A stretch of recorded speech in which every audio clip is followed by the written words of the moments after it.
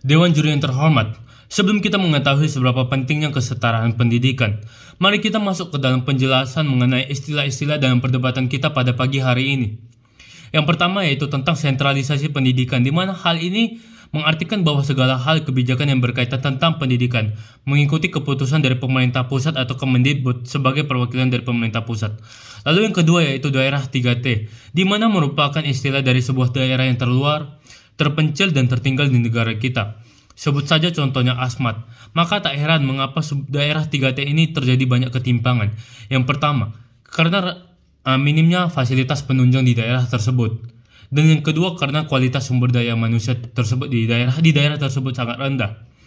Status quo saat ini bahwa banyak daerah terpinggir dan terpencil di negara kita mengalami banyak kekurangan.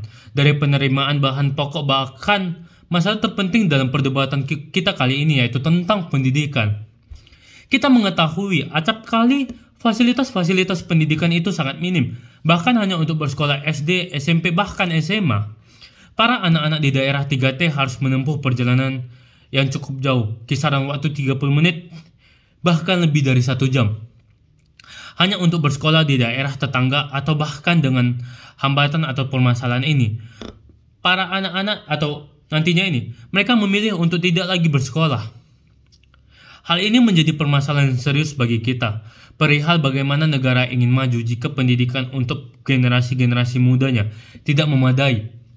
Oleh karena itu, kami sebagai tim pemerintah menyetujui musim perdebatan hari ini, di mana kami percaya bahwa saja dengan sentralisasi pendidikan dan pengembangan infrastruktur yang menunjang pembelajaran jarak jauh adalah solusi untuk mengatasi kesenjangan pendidikan di wilayah 3T. Sebelum saya lompat ke argumen, saya ingin memberi klarifikasi yang pertama. Dengan menginginkan infrastruktur untuk mendukung pembelajaran jarak jauh, bukan berarti kami tidak peduli dengan keinginan para anak-anak untuk bermain atau bersosialisasi secara langsung dengan teman-teman sebayanya di sekolah. Sebab permasalahan penting kita yaitu bagaimana kita bisa mengatasi kesenjangan pendidikan terlebih dahulu.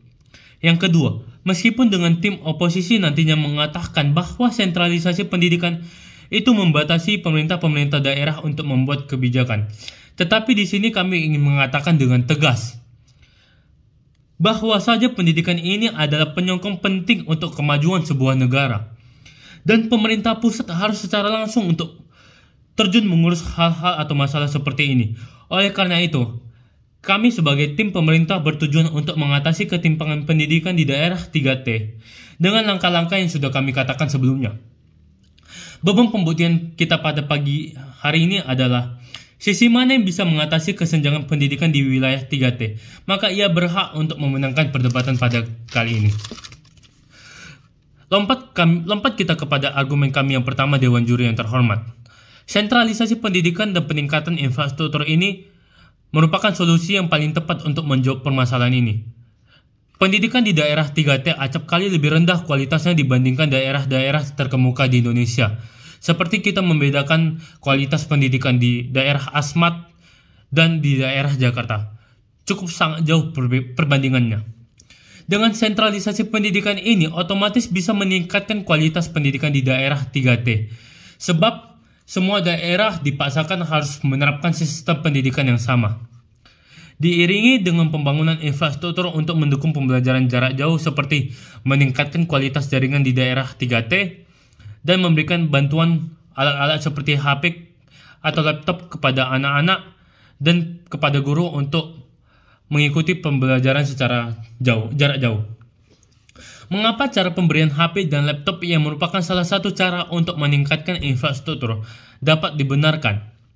Karena hal ini bersifat urgensi dan juga tidak salahnya untuk mengenalkan teknologi kepada anak-anak di daerah 3T. Sembari mereka mempelajari, mereka bisa mencari ilmu di media sosial, di Google, atau di YouTube sekalipun.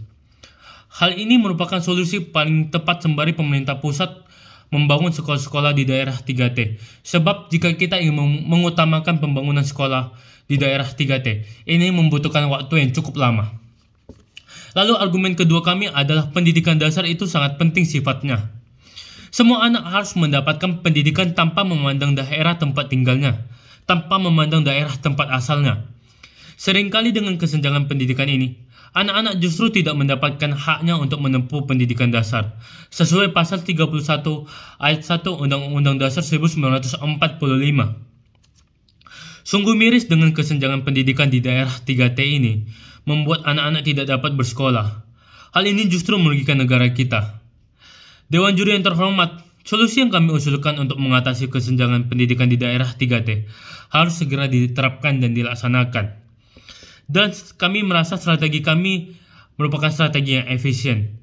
Sebab bisa saja anak-anak yang berada di daerah 3T ini, dengan bantuan pembelajaran jarak jauh, mereka bisa meningkatkan skill mereka. Sebab di antara mereka bisa saja merupakan calon-calon generasi muda yang mempunyai kemampuan belajar yang sangat tinggi, calon-calon ilmuwan, calon-calon pengusaha, bahkan calon-calon guru atau profesor.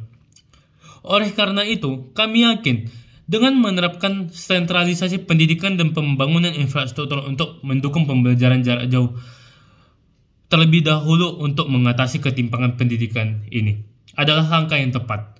Oleh karena itu, Dewan Juri yang terhormat, kami sebagai tim proposisi sudah memaparkan alasan kami. Oleh karena itu, dengan argumen dan strategi kami yakin kunci kemenangan perdebatan hari ini ada di tangan tim proposisi selaku dari tim pemerintah. Saya bangga menjadi tim proposisi. Terima kasih.